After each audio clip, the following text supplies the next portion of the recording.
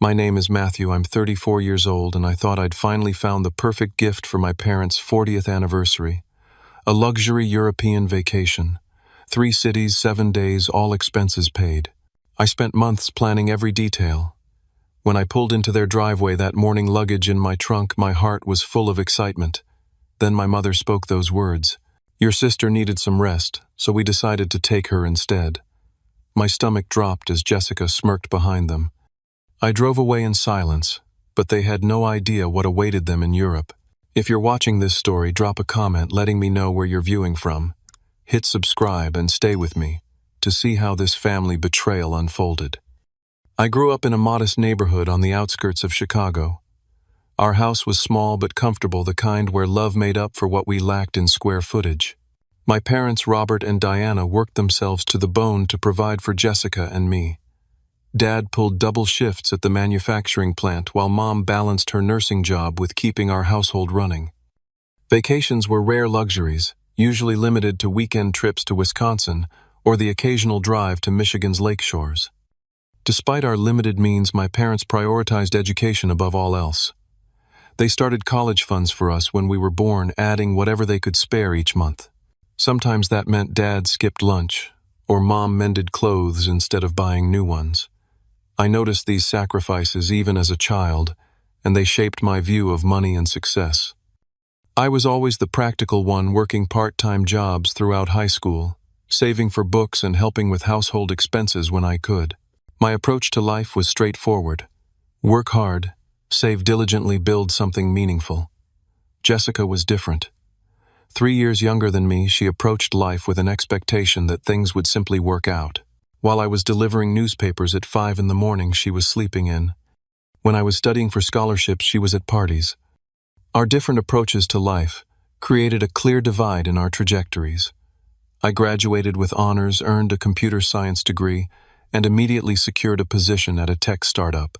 The hours were brutal, but the experience was invaluable. I lived frugally, sharing an apartment with 2 roommates, bringing lunch from home and investing whatever I could. Jessica bounced between majors before settling on communications, took 6 years to graduate, and then drifted between entry-level jobs, never staying anywhere longer than 8 months. The pattern continued into our 20s. I climbed the corporate ladder, eventually taking a risk to pray. Found a software company specializing in healthcare applications. Jessica cycled through careers: retail management, real estate assistant, social media coordinator, personal trainer.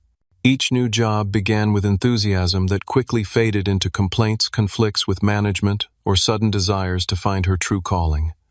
Throughout these years, our parents remained Jessica's safety net. When she couldn't make rent, they covered it. When she quit a job without having another lined up, they supplemented her unemployment. When her car needed repairs, Dad wrote the check. I watched this cycle repeat itself while building my own security, saying little but observing much.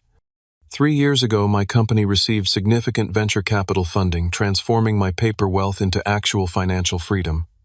The timing coincided with Jessica's latest career collapse. She'd invested in an online boutique that failed within 6 months, leaving her with inventory nobody wanted and credit card debt exceeding $30,000. Once again, our parents prepared to rescue her, discussing a second mortgage on their home to cover her debts. That was my breaking point. I intervened, paying off Jessica's debt myself on the condition she work with a career counselor and financial advisor I would hire. She agreed, initially attended 3 sessions, then stopped showing up, claiming the professionals didn't understand her creative spirit. My parents defended her decision, suggesting I was trying to mold her into something she wasn't. Despite this frustration, my relationship with my parents remained close. We spoke weekly, and I visited monthly. During one such visit last year, Mom mentioned they'd never renewed their vows, as they'd always planned to do on their 40th anniversary. Dad joked that they'd hoped to do it somewhere romantic like Paris, but they'd settle for the local community center with punch and cake. That conversation planted the seed for what I thought would be the perfect gift. My parents had never been to Europe. Their honeymoon had been a weekend at a lake cabin because that's all they could afford. For 40 years, they'd sacrificed their dreams to secure ours. It was time to give something back. Over the next 6 months, I meticulously planned a luxury European tour. Paris for 3 nights at a 5-star hotel overlooking the Eiffel Tower. Rome for 2 nights in a renovated historical building near the Vatican. Barcelona for the final 2 nights in a beachfront resort. I booked private tours, Michelin-starred restaurants, and exclusive experiences. The itinerary balanced famous landmarks with authentic local experiences. I researched activities that would appeal specifically to my parents' interests, art galleries for Mom, historical sites for Dad, and cooking classes they could enjoy together. When I presented them with the trip details on their anniversary wrapped in a gold envelope with first-class plane tickets visible inside, their reaction was everything I'd hoped for. Mom cried. Dad, who rarely showed emotion, hugged me tightly, his voice cracking as he thanked me. We spent that evening looking through travel guides, watching videos of the destinations, and discussing what to pack. Jessica was conspicuously absent from this celebration, having texted last minute that she couldn't make it due to a job interview the next day. In the weeks leading up to the trip, I felt closer to my parents than I had in years. Mom called daily with questions about adapters, weather forecasts, and appropriate attire. Dad researched historical sites and created a list of places he wanted to photograph. We shopped for new luggage together, and I helped them apply for passports. Their excitement was palpable and deeply satisfying to witness. Throughout the planning process, Jessica remained on the periphery, occasionally making comments about how convenient it was that the trip fell during her unemployment, then laughing as if it were a joke. I ignored these remarks, focusing instead on finalizing details to ensure my parents would have the experience of a lifetime. Looking back, I should have recognized the warning signs. The morning of our departure arrived with perfect travel weather. Clear skies, mild temperature, minimal traffic. I'd packed my luggage the night before, double-checking documents and chargers. The car was freshly cleaned and fueled. I'd even prepared travel goodie bags with neck pillows, eye masks, compression socks, and other long flight comforts. My excitement buzzed through me as I drove to my parents' house, imagining their faces when they saw the Paris skyline for the first time. I pulled into their familiar driveway at exactly 8:30 a.m., 2.5 hours before our flight as planned. The front curtains twitched as I approached the door, suggesting someone had been watching for my arrival. That should have been my first clue that something was amiss. When Dad opened the door, his usual warm smile was replaced with an uncomfortable grimace. He avoided eye contact, muttering a greeting while stepping aside to let me in. The living room presented a tableau that instantly set my nerves on edge. Mom sat perched on the edge of the sofa, hands clasped tightly in her lap. Beside her, taking up more space than necessary, lounged Jessica, wearing an expression I recognized from childhood. It was the same look she'd had when she'd convinced our parents to let her use my concert tickets, because I probably wouldn't mind. "Good morning," I said, glancing between them. "Are the bags ready to go? We should hit the road soon to allow time for security." A heavy silence followed. Dad cleared his throat twice before speaking. "Matthew, there's been a change of plans," he said, his voice unnaturally high. "We need to talk." Mom jumped in, her words rushing out. "Your sister has been having such a difficult time lately. The job market is so competitive, and she's been under tremendous stress with interviews and rejections." Jessica nodded solemnly, though I noticed she was wearing a new designer watch I hadn't seen before. Apparently, unemployment didn't affect her shopping habits. We got to thinking. Mom continued that maybe this trip could be beneficial for her. A chance to reset and come back refreshed for her job search. I stood frozen, not fully comprehending what was happening. "What exactly are you saying?" Dad finally met my eyes. "We've decided that Jessica will come with us instead. We thought since you travel so much for business, another trip might not be as special for you as it would be for her." The room tilted slightly. I gripped the back of a chair to steady myself. The trip I planned and paid for. The trip we've been discussing for months. "We'll pay you back," Mom said quickly, though we all knew that was impossible on their retirement income. Over time, of course. Jessica finally spoke, her voice dripping with fake sympathy. "You're always saying I need to expand my horizons and network internationally. This could be great for my career prospects." What career? The words escaped before I could stop them. Mom's expression hardened. "That's exactly the kind of negativity she doesn't need right now. Your sister is trying to find her path." For 15 years, I asked incredulously. Some of us don't have everything handed to us on a silver platter, Jessica shot back. Dad raised his hands in a placating gesture. Let's not argue. Matthew, we know this is disappointing, but you'll have other opportunities to travel. Your sister needed some rest, so we decided to take her. We can all go together another time.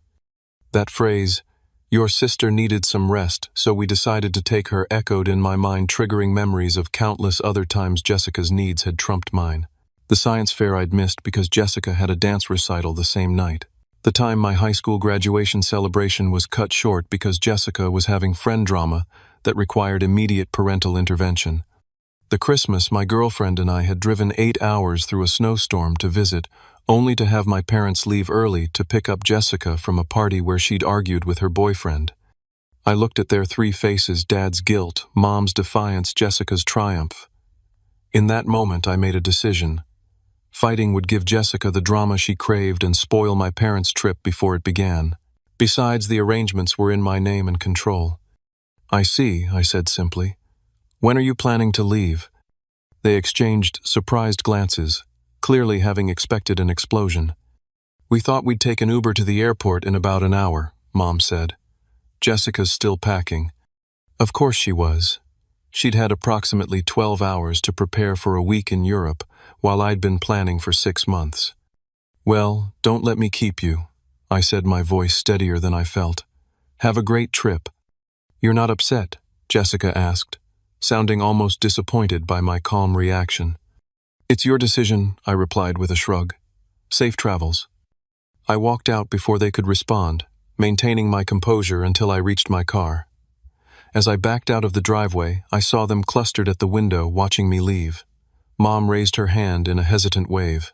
I didn't wave back. The drive home passed in a blur of shock and pain. My phone chirped with messages from friends who knew about the trip. Have an amazing time. Send photos. Can't wait to hear all about it. I silenced the notifications without responding. By the time I reached my empty apartment, the numbness had worn off, replaced by waves of anger and hurt that crashed over me with physical force. I stood in my living room surrounded by my perfectly packed luggage, the special travel outfit I'd chosen hanging on the closet door, the euros I'd obtained for spending money neatly organized in a travel wallet. For the first time since I was a child, I allowed myself to cry over my family's betrayal. The next few hours in my apartment were a strange limbo. I moved through the space like a ghost, touching the items I'd so carefully prepared for our trip. The Italian phrase book I'd been studying. The adapter plugs organized by country. The travel sizes of my parents' favorite toiletries I'd assembled as a surprise. Each object was a small monument to my shattered expectations. My phone rang 4 times before I finally glanced at the screen. It was the travel concierge service I'd hired to enhance our European experience. Mr. Reynolds, this is Claire from Global Concierge. I'm calling to confirm your private tour of the Louvre tomorrow afternoon. The guide wants to know if there are any specific artworks your party is most interested in seeing. The question hung in the air as a pivotal moment formed in my mind. I could cancel everything, absorb the costs, and spend the week licking my wounds. Or, the tour is still on, I heard myself say, but it will just be for one person now. I understand. We'll adjust accordingly. Will there be any other changes to your itinerary? A strange calm settled over me as clarity emerged from the emotional fog. Keep everything as planned. Just modify all reservations for 1 instead of 3. After ending the call, I sat with my decision. The trip had been designed as a gift, but perhaps it could serve a different purpose now. I didn't have to cancel my own happiness because my family had made their choice. I called my friend Taylor, needing to verbalize what had happened to make it real. They did. What? Taylor's outrage was satisfying to hear. After all the work you put into planning this, after you paid for everything. Jessica convinced them she needed it more than I did. I explained, the words tasting bitter. So what are you going to do? Please tell me you canceled all the reservations. Actually, I'm still going. A pause. By yourself. Why not? The trip is paid for. The time off is arranged. And honestly, I could use some distance from my family right now. Taylor's voice softened. You know what? Good for you. They made their choice and you're making yours. Send me pictures of you living your best life in Europe. That conversation solidified my resolve. I was going to take this trip and I was going to enjoy every minute of it. As I repacked my suitcase now with plenty of extra space, my phone buzzed with a text from my mother. Are you okay with the change of plans? We feel terrible about the last-minute switch, but Jessica really needed this opportunity. I stared at the message, contemplating various responses ranging from scathing to passive-aggressive. In the end, I simply wrote, "Have a safe flight." The trip to the airport felt surreal. I kept expecting to feel guilty or petty about my decision, but those emotions never materialized. Instead, I felt a growing sense of liberation. For once, I was putting myself first. The check-in process was swift without my parents' unfamiliarity with international travel to navigate. When the agent asked, "Just one traveling today?" I answered with a genuine smile, "Just one." The first-class lounge offered peaceful solitude as I sipped champagne and watched planes take off and land.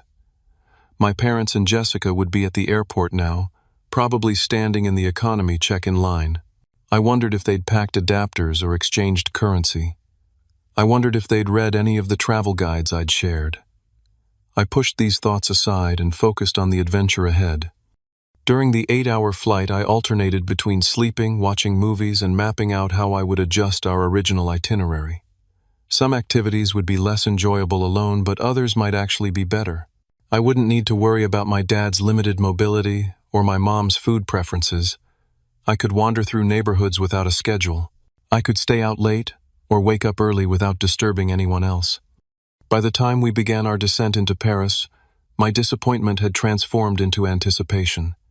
The city of lights spread out below a glittering mosaic of history and beauty. I pressed my forehead against the window, like an excited child drinking in my first glimpse of the Eiffel Tower from above.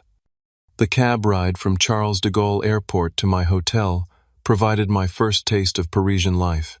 The driver, noticing my interest in the passing scenery, pointed out landmarks and offered commentary in charmingly accented English. When we arrived at the 5-star hotel overlooking the Seine, the grandeur of the entrance took my breath away. "Bienvenue, Monsieur Reynolds," the receptionist greeted me. "We have your suite ready. It has one of our finest views." The suite, the one I'd booked for 3 people. When the bellhop opened the door, the spaciousness of the accommodation emphasized my solitude. A bottle of champagne waited in an ice bucket with a note congratulating my parents on their anniversary. 3 sets of luxury toiletries were arranged in the marble bathroom. The king-size bed was turned down on both sides. I tipped the bellhop generously and walked to the window. The Eiffel Tower stood majestically against the darkening sky, beginning to twinkle with lights. I'd imagined this moment so many times, always with my parents beside me witnessing their awe. Instead, I stood alone, a single silhouette against the panoramic view of Paris. I uncorked the champagne and filled a single flute. Raising it toward the twinkling tower, I made a silent toast to new beginnings. The Parisian morning greeted me with golden sunlight streaming through the partially opened curtains. For a disorienting moment, I reached for my phone to call my parents' room, then remembered the circumstances. This luxurious suite, designed for 3, contained only me. The king-size bed had remained perfectly made on one side, a visual reminder of my solitude. After a shower in the marble bathroom large enough to accommodate a small party, I dressed and headed down to the hotel's breakfast terrace. The hostess raised an eyebrow when I requested a table for 1 rather than 3, quickly consulting her reservation list. "There has been a change of plans," I explained with a practiced smile. "It will just be me this week." She seated me at a small table overlooking the Seine, where the morning light danced on the water. The breakfast spread was magnificent. Flaky croissants, artisanal cheeses, fresh fruits and eggs prepared to order. I realized I was ravenously hungry, having barely eaten the previous day. As I savored a perfectly prepared omelette, my phone chimed with messages. My parents had landed in Paris and were excited about their surprise trip. Jessica was documenting their arrival, with numerous social media posts. None of them mentioned the last-minute change of travelers. According to their narrative, this had been the plan all along. I set my phone face down, choosing to focus on the day ahead instead. The concierge had rearranged my itinerary for a solo traveler, but the first tour wouldn't begin until afternoon. I had the morning to myself. After breakfast, I wandered into the hotel lobby, studying the tourist maps near the concierge desk. A young woman with an elegant braid and intelligent eyes approached. "Are you looking for recommendations? I'm Sophie, one of the cultural liaisons for the hotel." "I'm Matthew. Actually, I had an itinerary, but it was designed for a family visit. Now I'm traveling alone and have some free time this morning." Sophie tilted her head curiously. "The family couldn't come. They chose a different traveling companion," I replied, surprised by my own candor. She nodded as if this made perfect sense. "Then we must make sure you see the real Paris, not just the tourist version. Do you mind walking?" That simple question led to one of the most memorable mornings of my life. Sophie, who turned out to be an art history student working at the hotel, part-time took me through hidden passages and quiet courtyards tourists rarely discovered. We visited a tiny bakery where the owner insisted I try his award-winning pain au chocolat. We ducked into a neighborhood bookstore with a resident cat who supervised transactions from atop a stack of literary classics. "This is the Paris I love," Sophie explained as we paused by a small fountain where local children sailed paper boats. "The monuments are magnificent, of course, but the heart of the city is in these quiet corners." I realized I was enjoying myself immensely. The weight of yesterday's betrayal hadn't disappeared, but it had shifted, becoming more manageable. When Sophie recommended a small bistro for lunch before my scheduled tour, I impulsively invited her to join me. Over cassoulet and wine, I found myself sharing the full story of how I came to be in Paris alone. Sophie listened without interruption, her expression thoughtful. "Your generosity was admirable," she said when I finished. "But perhaps this trip was always meant to be yours." "What do you mean?" "Sometimes the universe has different plans than we do. Maybe you needed this experience for yourself." Her perspective was refreshingly free of the indignation my friends back home had expressed. There was no judgment, just acceptance of circumstances and a focus on the present moment. After lunch, Sophie walked me to the Louvre, where my private guide waited. Before leaving, she scribbled her number on a napkin. "If you want more suggestions for real Parisian experiences, call me. The tour guides will show you the famous sights, but I can show you the city's soul." The Louvre tour, adjusted for a single visitor, became an intimate exploration of art history. The guide, delighted by my genuine interest, extended our time together, showing me hidden gems and sharing stories about the artists that weren't in guidebooks. Throughout the afternoon, my phone occasionally buzzed with messages from my parents. They'd arrived at their budget hotel on the outskirts of Paris, far from the luxury accommodation I'd booked. The transportation pass I'd arranged wasn't waiting at the airport as promised because I'd modified it for one person. The concierge services I'd paid for weren't recognizing their names. I responded with vague sympathy and basic tourist advice, never revealing that I was currently standing before the Mona Lisa with a private art historian explaining techniques used by Da Vinci that the average viewer might miss. That evening, exhausted but exhilarated, I returned to my hotel. The concierge handed me an envelope containing tickets for the dinner cruise I'd booked as a special surprise for my parents' first night in Paris. I considered skipping it, not wanting to be the odd single person amid romantic couples, but Sophie's words echoed in my mind. Maybe this trip was meant to be mine after all. The Seine at night was magical. The dinner cruise offered unparalleled views of illuminated monuments while serving exquisite French cuisine. I was seated at a small table near the window, perfectly positioned for photography. The couple at the neighboring table, noticing my solitude, invited me to join them. They were celebrating their 5th anniversary and found my story both amusing and inspiring. To independence, the husband toasted, raising his glass to mine. By the time I returned to my hotel, pleasantly tired and slightly wine-flushed, I'd made new friends, captured stunning photographs, and completely forgotten to check my phone for several hours. When I finally did, I found increasingly frantic messages from my mother about their difficulty navigating Paris without a guide. From my balcony watching the twinkling lights of the Eiffel Tower's hourly light show, I composed a brief message with basic navigation tips and the names of affordable tourist restaurants. I added a final line, "Enjoying your European adventure." Then I silenced my phone, opened my travel journal, and began to write about the unexpected joy of discovering Paris on my own terms. Rome greeted me with brilliant sunshine and the intoxicating chaos that defines the eternal city. After the elegance of Paris, Rome's energy was invigorating. My hotel, a renovated palazzo near the Vatican, welcomed me with Prosecco and a room upgrade for the inconvenience of your changed circumstances. The travel agency had clearly communicated my situation, and the staff's sympathetic professionalism was touching. I'd been in Rome for less than 3 hours exploring the neighborhood around my hotel when my phone exploded with notifications. Calls from both parents, multiple text messages, and even an attempted video chat. I ducked into a quiet courtyard to deal with the apparent emergency. My father's voice was strained when I answered. "Matthew, we have a serious problem." In the background, I could hear my mother's tearful voice and Jessica's louder, angrier tone. "What's happening?" I asked, already suspecting the answer. "We've arrived in Paris for the next part of our trip, but the hotel has no record of our reservation. They're completely booked, and when we called the other hotels on the itinerary, they say the same thing. The tour company doesn't recognize our names either." I leaned against the sun-warmed stone wall processing this information. So they had continued with the trip itinerary, expecting all arrangements to accommodate their substitution. "That's strange," I replied, keeping my tone neutral. "When did you arrive in Paris?" "About an hour ago. We're sitting in the hotel lobby trying to figure this out. Your mother is very upset." A commotion in the background, then my mother came on the line. "Matthew, nothing is working out. The hotel says our reservation was changed to just one person. The dinner cruise we were supposed to take last night wouldn't let us board because the tickets were already used. What's going on?" The moment of truth had arrived. I took a deep breath. I decided to take the trip myself. Silence then. Explosion.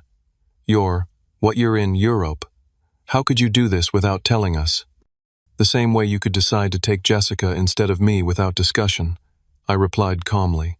"The trip was in my name. I paid for it.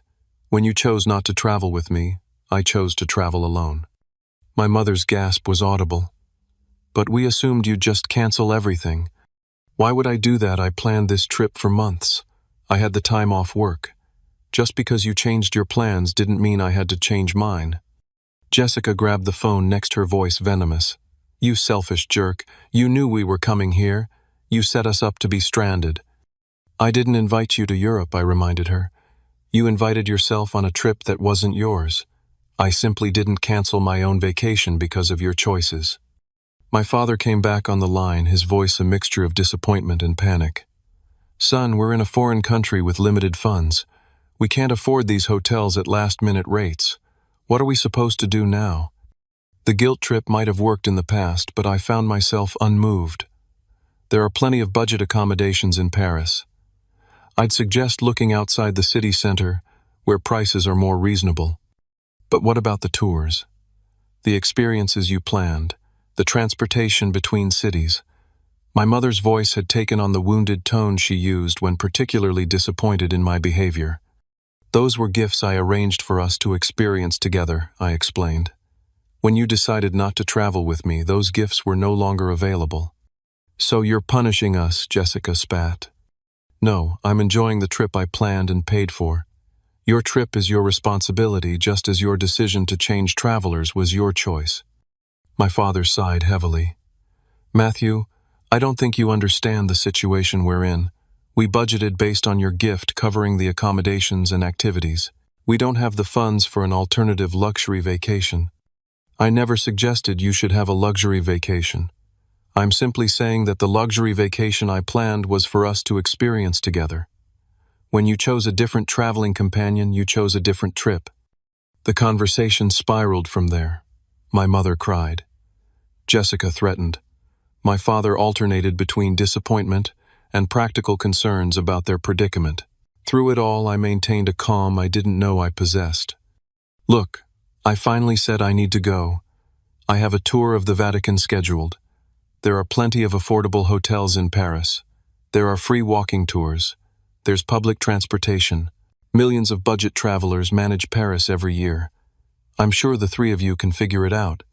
After ending the call, I stood in the Roman courtyard expecting to feel guilty or vindictive.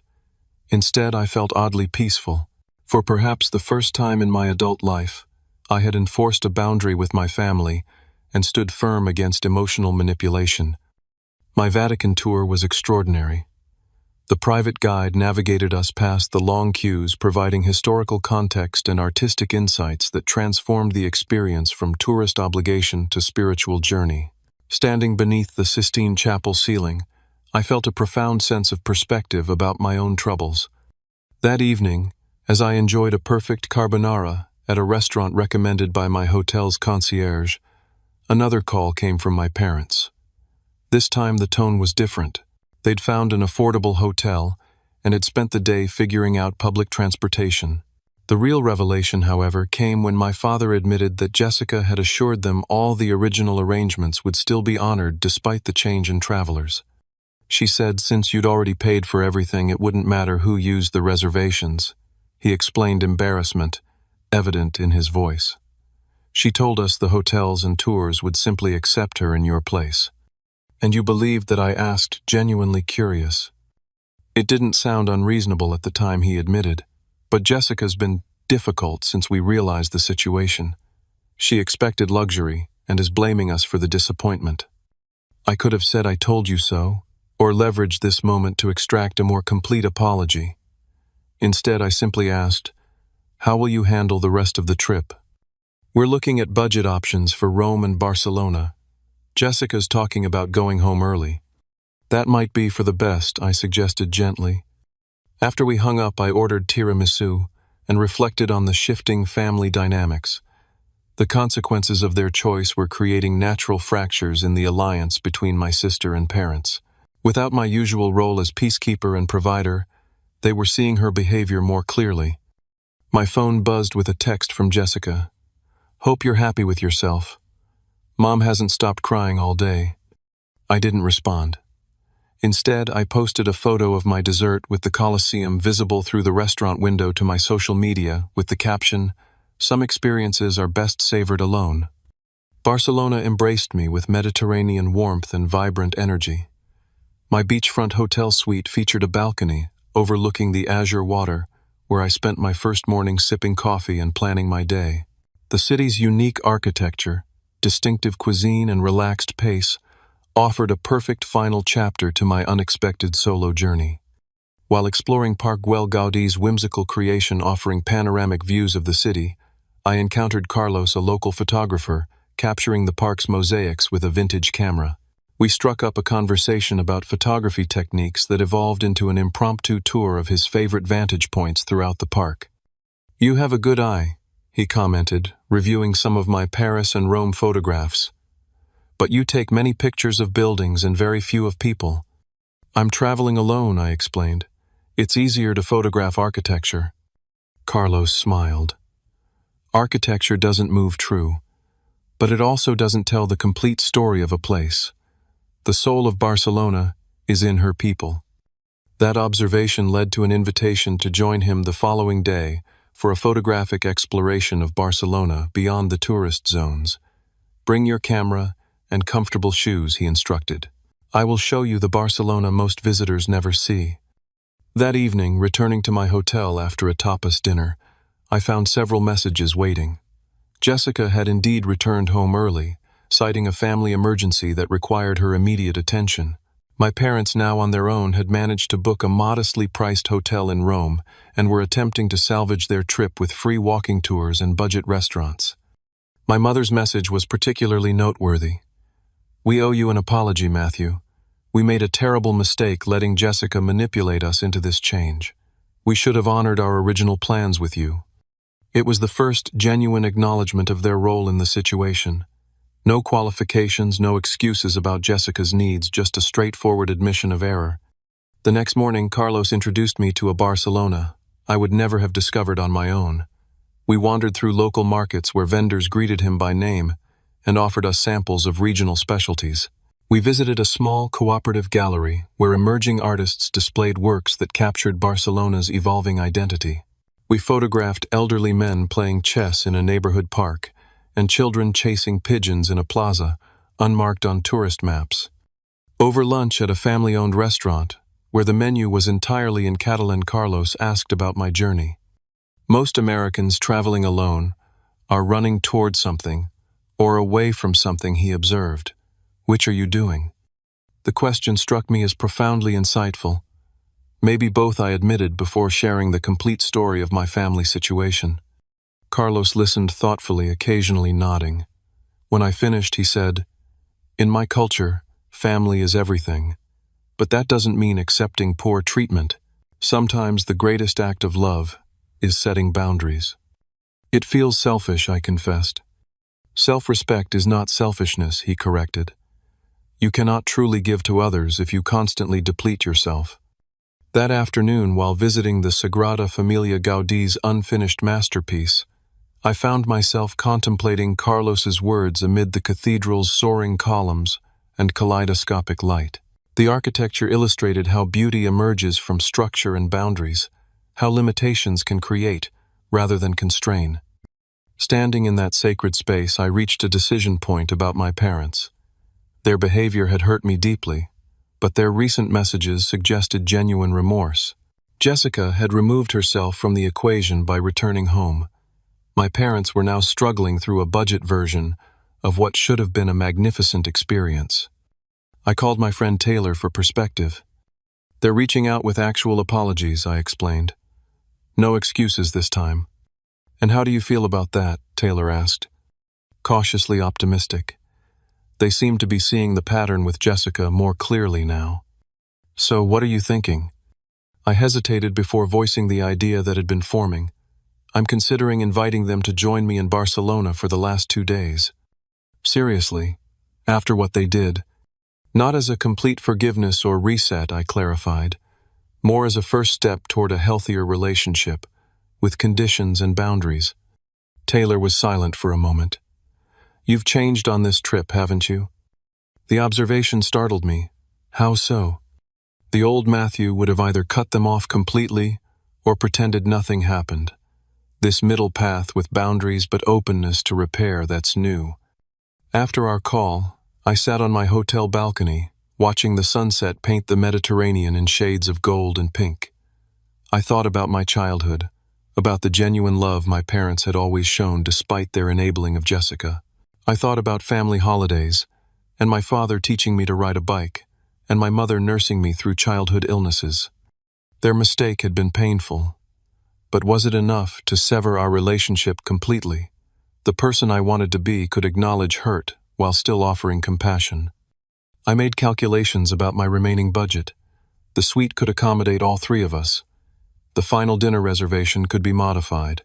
There were still 2 days of experiences to share. With clarity and purpose, I composed an email to my parents. "I'm currently in Barcelona at the Hotel Marina Bay. I have a suite that can accommodate all of us comfortably for the final 2 nights of this trip. If you would like to join me, I'll arrange flights from Rome to Barcelona for tomorrow afternoon and modify the remaining reservations to include you. This isn't erasing what happened, but it is an opportunity for us to spend time together on new terms. Let me know your decision by morning." I added flight information and clear instructions before sending the message. Then I walked down to the beach, letting the gentle waves wash over my feet as the last light faded from the sky. My phone rang an hour later. It was my father, his voice thick with emotion. "We don't deserve this offer," he said simply. "This isn't about deserving," I replied. "It's about choosing what happens next." "We would be honored to join you," he said. "And Matthew, thank you for being the bigger person. I'm sorry we haven't always recognized how remarkable you are." That night, watching stars appear over the Mediterranean, I felt neither triumphant nor defeated. Instead, I experienced something more valuable, the quiet confidence of standing in my own truth while extending a hand toward reconciliation on my terms. The Barcelona airport buzzed with the usual chaos of arrivals and departures. I stood near the exit gates, a strange nervousness fluttering in my stomach as I watched for my parents. When they finally emerged, the sight was jarring. They looked smaller, somehow more vulnerable than I remembered.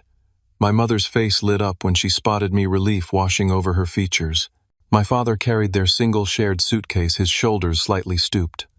Our greeting was awkward, hovering between formality and familial warmth.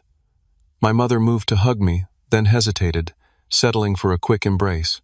My father shook my hand, then pulled me into a brief hug. "Thank you for meeting us, my mother," said her voice, carrying an unfamiliar note of deference. The flight was smooth. "The taxi is waiting," I replied, leading them outside into the brilliant Spanish sunshine. During the ride to the hotel, they marveled at glimpses of Barcelona's distinctive architecture and vibrant street life. I found myself slipping into tour guide mode, pointing out landmarks and sharing facts I'd learned during my time in the city. It was easier than addressing the elephant in the room. The real conversation began that evening over dinner at a seaside restaurant.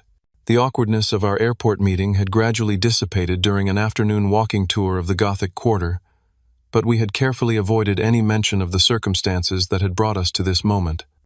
As we finished our appetizers, my father set down his fork and looked directly at me. "Matthew, we owe you more than a simple apology," he began, his voice steady but emotional. "What we did was wrong on every level. We betrayed your trust and generosity in a way that can't be excused." My mother nodded, tears forming in her eyes. "We've been thinking about patterns in our family, especially how we've enabled Jessica's behavior over the years. Seeing how she reacted when things didn't go her way on this trip was illuminating." "She expected 5-star treatment without contribution," my father added. "When reality didn't match her expectations, she abandoned the trip entirely, leaving us to manage on our own. That must have been difficult," I acknowledged, surprised by my own genuine sympathy. "It was actually necessary," my mother said thoughtfully. "We needed to see the consequences of our choices without you smoothing the way." My father reached across the table, briefly touching my hand. "You've been carrying our family for years, son. Financially and emotionally. We didn't fully recognize that until this trip forced us to stand on our own." Their sincerity was palpable without the qualifications or defenses that had characterized previous family discussions. For the first time, they were seeing the situation clearly, without Jessica's influence or their own protective instincts clouding their judgment. The following day, I shared the Barcelona I'd discovered with Carlos. We explored Gaudi's architectural wonders, my mother marveling at the organic forms and mathematical precision. We wandered through La Boqueria market, sampling local specialties and watching the vibrant interactions between vendors and regulars. We visited the beach, my father commenting that he couldn't remember the last time he'd simply sat and watched waves roll in. During a rest break at a sidewalk cafe, my mother broached the subject of Jessica.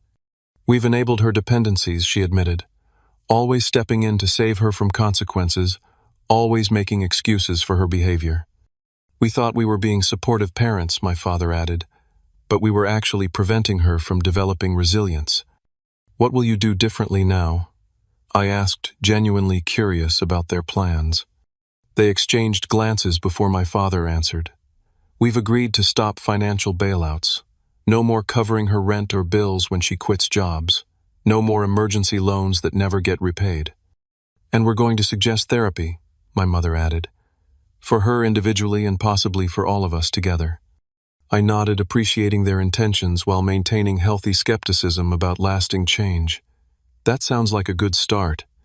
Our final evening in Barcelona featured the special dinner I'd originally planned as the culmination of our European adventure. The restaurant, perched on a hillside overlooking the city and sea, offered a tasting menu that showcased regional specialties reinterpreted with modern techniques. As we watched the sunset paint the sky in vivid oranges and pinks, my father raised his glass. "To Matthew, who taught us more about generosity, boundaries, and forgiveness than we ever taught him." My mother added her own toast. "And to new beginnings with wiser hearts." The moment was healing but not magical. I harbored no illusions that one conversation or shared experience could completely transform decades of family dynamics. Yet I recognized genuine change in their perspective and a willingness to examine patterns that had gone unquestioned for too long. After dinner, strolling along the beachfront promenade, My parents asked about my experiences traveling alone. It was never my plan, I admitted, but it became exactly what I needed. I discovered parts of myself that might have remained hidden if I'd been focused on ensuring everyone else's enjoyment. Like what my mother asked: independence, spontaneity, the ability to connect with strangers and create meaningful moments without familiar comfort zones. I told them about Sophie in Paris and Carlos in Barcelona, about meals shared with fellow travelers, about discoveries made while wandering without agenda. "You've always been self-sufficient," my father observed, "but there's a confidence about you now that's new." The observation echoed Taylor's comment about how I'd changed during the trip. Perhaps the greatest gift of this unexpected journey had been the opportunity to see myself more clearly outside the roles I typically played in family dynamics. Our airport goodbye the next morning was genuinely emotional. They were continuing home while I had one more day in Barcelona before my return flight. "This isn't just an ending," my mother said, embracing me tightly. "It's a new beginning for all of us." My father hugged me with uncharacteristic demonstrativeness. "We're proud of the man you've become, son, even when that man rightfully holds us accountable for our mistakes." As their plane took off, carrying them back to familiar territory and the realities awaiting there, I felt a complex mixture of hope and caution. Family patterns don't change overnight, but awareness is the essential first step toward transformation. My final day in Barcelona was spent revisiting favorite discoveries and adding new ones to my collection of experiences. I sent a final message to Carlos thanking him for his insights and photography lessons. I purchased small, meaningful souvenirs rather than typical tourist trinkets. I watched the Mediterranean sunset one last time from my hotel balcony, reflecting on the journey's unexpected gifts. The flight home provided hours for contemplation. I journaled extensively, capturing insights before they could fade. The most profound realization was that self-respect isn't selfishness. By standing firm in my own worth, I had actually created the possibility for healthier family relationships rather than perpetuating damaging patterns. 2 days after returning home, I met Jessica for coffee at her request. Her initial approach was defensive, filled with justifications and subtle accusations. When these tactics didn't produce the desired effect, she shifted to tearful apologies and promises to change. I listened without argument or agreement, then gently established my boundaries.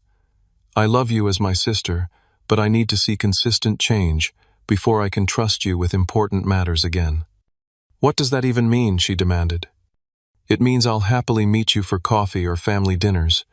I'll celebrate your successes and offer encouragement, but I won't provide financial bailouts or enable behaviors that ultimately harm you." "So you're abandoning me too," she accused. "Actually, I'm believing in your capacity to stand on your own feet. That's not abandonment. It's respect." Our parents have maintained their new perspective so far, though I recognize the real test will come when Jessica faces her next crisis. I've made peace with the fact that I cannot control their choices, only my responses. The European adventure that began with betrayal ultimately delivered unexpected gifts, self-discovery, new friendships, beautiful memories, and the courage to redefine family relationships on healthier terms. Sometimes the journey we resist becomes exactly the path we need. Have you ever had to set boundaries with family members who took your generosity for granted? What did you learn from that experience? I'd love to hear your stories in the comments below. If this story resonated with you, please hit like and subscribe to hear more tales of personal growth through challenging situations. Don't forget to share this video with someone who might need encouragement to stand in their own worth while navigating complicated family dynamics. Thank you for joining me on this journey, and remember that sometimes the detours in life lead to the most beautiful destinations.